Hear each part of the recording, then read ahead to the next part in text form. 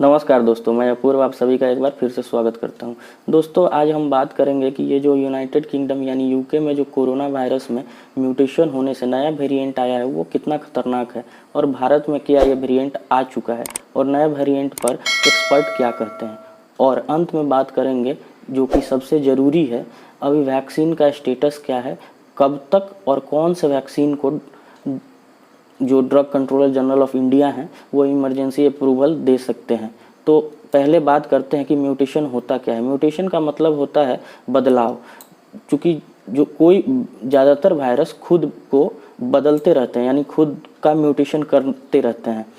तो ये जो कोरोना वायरस है इसने भी अपना म्यूटेशन करके अपना वेरिएंट बना लिया है, यानी कि आसान भाषा में कहें तो फोटोकॉपी बना लिया है, जो कि पेरेंट वायरस से थोड़ा अलग होता है। अभी तक के जानकारी के अनुसार कोरोना वायरस ने म्यूटेशन करके 17 वेरिएंट बनाए हैं, जिनमें से जो सबसे खतरनाक है वो है SARS-CoV-2।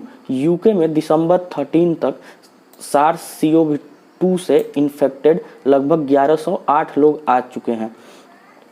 क्योंकि ये वेरिएंट एंटीबॉडी को न्यूट्रलाइज कर देता है, तो इसका पता नॉर्मल टेस्ट से लगाना पॉसिबल नहीं है। तो ये रिसर्च लैब में ही पता लग सकता है कि कौन वेरिएंट से इन्फेक्टेड है और कौन नॉर्मल कोरोना वायरस से। तो अभी तक की जानकारी के अनुसार अभी तक, चूँकि अभी तुरंत हाल ही में इसका पता चला है, तो इस पर ज़्यादा डेटा मौजूद है नहीं। तो अभी तक के जानकारी के अनुसार ये नॉर्मल कोरोना वायरस से लगभग 70 से 100% तक ज़्यादा खतरनाक है, मतलब ज़्यादा फैलता है। अब इस पे सरकारें क्या एक्शन ले रही है इस बारे में बात करते हैं। तो सबसे पहले यूके का ही बात करते हैं, जहां ये सबसे पहले पाया गया है। वहां Tier 4 का लॉकडाउन लगा दिया गया है और बहुत स्ट्रिक्ट लॉकडाउन है। बहुत सारे देश जैसे फ्रांस, तुर्की और भारत और कुछ और देश यूके से आने जाने वाले फ्लाइट पर रोक लगा दिए हैं। अब बात करते हैं कि अपने देश में इसका क्या प्रभाव पड़ रहा है और अपने देश की सरकार इस पर क्या कदम उठा रही है। तो मंडे यानी 21 दिसंबर से यूके से आने वाली फ़्लाइट पर रोक लगा दी गई है और जो फ़्लाइट रास्ते में थी उसके सभी यात्री का एयरपोर्ट पर ही NT-PCR टेस्ट किया गया है और बाकी जो लोग आए थे जिनमें कोरोना निगेटिव थे उनको होम क्वारंटीन के लिए भेज दिया गया है। और जो 21 लोग हैं इनको सरकार द्वारा बनाई गई क्वारंटीन सेंटर पर भेज दिया गया है। और इनका जो ब्लड सैंपल है वो भी पुणे भेजा गया है कि ये नॉर्मल इन्फेक्टेड हैं या वेरिएंट से। जैसा हमने पहले भी बताया कि नए वेरिएंट से कोरोना पॉजिटिव लोगों का नॉर्मल टेस्ट से पता नहीं लगाया जा सकता। दिल्ली गवर्नमेंट ने तो ऐलान किया है कि जो लोग 2 सप्ताह पहले यूके से लौटे हैं उन पे निगरानी रखी जाएगी और उनके घर जा के जांच किया जाएगा।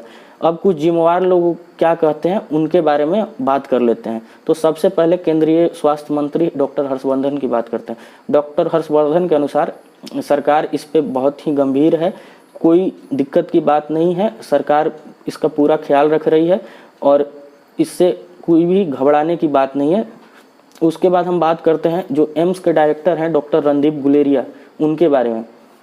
डॉक्टर रणदीप गुलेरिया के अनुसार उन्होंने भी कहा कि इसका पता नॉर्मल टेस्ट से नहीं लगाया जा सकता, लेकिन उनके अनुसार यूके से जो डाटा मौजूद है उसके अनुसार ये वायरस 70 से 100% तक ज़्यादा इफेक्टिव है। लेकिन एक अच्छी बात ये है अभी तक के डाटा के अनुसार कि ये वायरस जो है इससे डेथ रेट बहुत ज़्यादा नहीं है, यानी कि मोर्टेलिटी बहुत ज़्यादा नहीं है। जो नॉर्मल पहले वाले वायरस से था वही इससे है, वही जो ये नया वाला वायरस है इससे है। तो ये थे रणदीप गुलेरिया, उन्होंने ये स्टेटमेंट दिया है। अब हम बात करते हैं जो नीति आयोग के सदस्य हैं स्वास्थ्य के, उनके बारे में। उन्होंने बताया कि अभी तक कोई भी ऐसा केस इंडिया में डिटेक्ट नहीं हुआ है। तो ये है जो म्यूटेंट वायरस ने जो म्यूटेशन करके नया अपना फोटोकॉपी बनाया है उसके बारे में। अब हम सबसे आखिरी में बात करते हैं कि जो वैक्सीन है वो कब तक आएगी। सबसे बड़ा सवाल आजकल हर जगह यही है कि वैक्सीन कब तक आएगी। तो अभी तक 3 वैक्सीन जो हैं वो इंडिया में अप्लाई किए हुए हैं इमरजेंसी अप्रूवल के लिए। चूँकि किसी भी वैक्सीन के फेज़ 3 के ट्रायल का रिजल्ट, इंडिया में किया हुआ ट्रायल का रिजल्ट अभी तक नहीं आया है। तो इसके चलते जो drug controller general of India हैं, उन्होंने थर्ड फेज का रिजल्ट मांगा है। तो वो कौन कौन से वैक्सीन है, तो सबसे पहले जो सीरम इंस्टीट्यूट वाली वैक्सीन है, यानी कि ऑक्सफोर्ड वाली, जिसको एस्ट्राजेनिका और ऑक्सफोर्ड मिलकर डेवलप किया है और सीरम इंस्टीट्यूट पुणे में बन रहा है, उसने अप्लाई किया हुआ है। दूसरा आपको फाइजर, जो कि यूके में ऑलरेडी अप्रूव्ड है और यूज भी हो रहा है। और तीसरा जो है, जो सबसे इम्पोर्टेंट है इंडिया के हिसाब से, वो है अपनी देसी वैक्सीन, जिसको आईसीएमआर का वायरोलॉजी डिपार्टमेंट और बायोएनटेक जो हैदराबाद की मेडिकल कंपनी है वो मिलके बना रही है। उसका भी फर्स्ट और सेकेंड फेज का रिजल्ट आया, थर्ड फेज का ट्रायल चालू है। तो आखिरी में हम बात करते हैं कि अगर अंदाज़ा लगाना हो कि सबसे पहले किसे अप्रूवल मिल सकता है, तो अभी तक के जानकारी के अनुसार जो ये पुणे वाली वैक्सीन है, जो सीरम इंस्टीट्यूट पुणे बना रही है, उसको मिल सकती है, क्योंकि अभी तक कंफर्म तो नहीं है, लेकिन वो थर्ड फेज के ट्रायल का रिजल्ट सौंपने वाला है या शायद सौंप दिया है। तो उसको हो सकता है कि अगले हफ्ते अप्रूवल मिल जाए इमरजेंसी यूज के लिए।